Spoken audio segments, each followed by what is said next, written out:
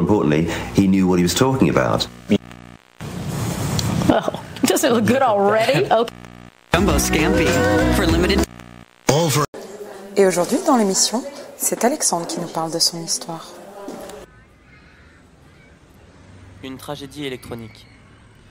Alexandre est un jeune Européen expatrié de 15 ans qui vient de s'installer en Afrique, à Djibouti. 15 ans.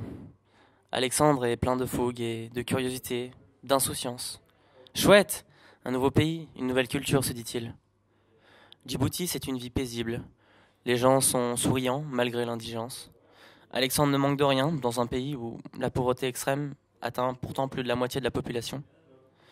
Et Alexandre n'est pas complètement dépaysé du mode de vie à l'occidental. Partout, on retrouve les signes ostentatoires de la consommation de masse. Échoppes regorgeant de contrefaçons des plus grandes marques, usines Coca-Cola high-tech. Cependant, derrière cette apparente façade de modernité, Alexandre a la sensation que quelque chose ne tourne pas rond. Suis-je réellement à ma place ici ? Se demande-t-il.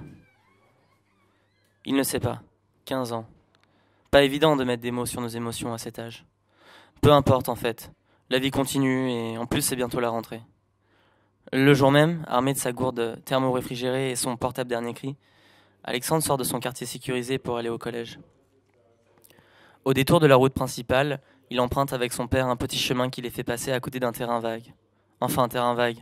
On devrait plutôt dire un no man's land de détritus en tout genre, dans un pays où le mot assainissement n'est qu'un concept abstrait. Mais paradoxalement, c'est aussi dans la décharge qu'on retrouve le plus de vie avec des enfants déambulants, sans aucune gêne, dans ce labyrinthe de plastique. Avec papa, il se hâte pour s'éloigner de cette décharge. Au loin, Alexandre entend une phrase que lui lancent les enfants faméliques. « Toi, tu es blanc, tu fabriques l'argent. »« Allez, on rentre », lui dit son père. Il lui explique que ses enfants sont des récupérateurs. Ils fouillent, trifouillent les décharges à ciel ouvert à la recherche de composants électroniques afin de les revendre ou les troquer. Rien ne se perd, rien ne se crée, disait l'autre. Mais l'enfant ne comprend pas trop d'où peuvent venir ces détritus industriels dans un pays si pauvre. Les vieux téléviseurs, les machines à laver, les télés à tubes cathodiques. Son père lui apprend que tout ça arrive des pays européens qui, sous couvert de programmes de dons humanitaires, se débarrassent de leurs vieux objets électroménagers.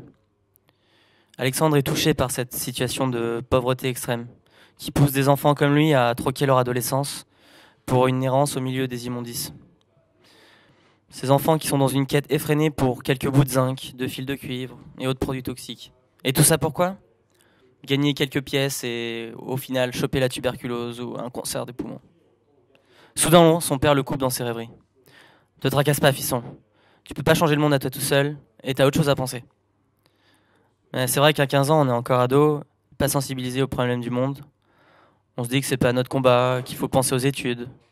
Devenir un mec bien, puis on verra ce qu'on peut faire après. Car pour le moment, on est juste impuissant. Impuissant. Alexandre a 23 ans désormais. Il expose pour la première fois dans un vernissage sur le climat. Mais les choses ont-elles réellement changé ? Bah, on est jeune, on verra dans 15 ans.